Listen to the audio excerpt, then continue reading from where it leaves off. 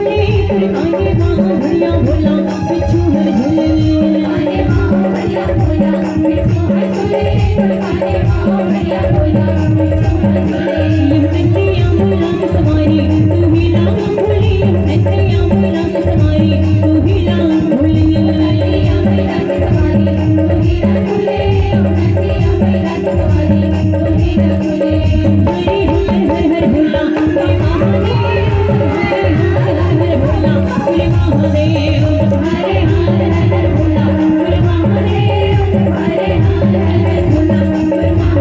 हरे हर हर हर बोला हरे महादेव,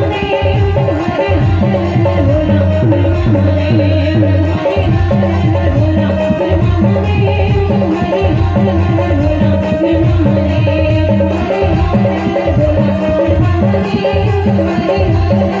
हर बोला हरे हरे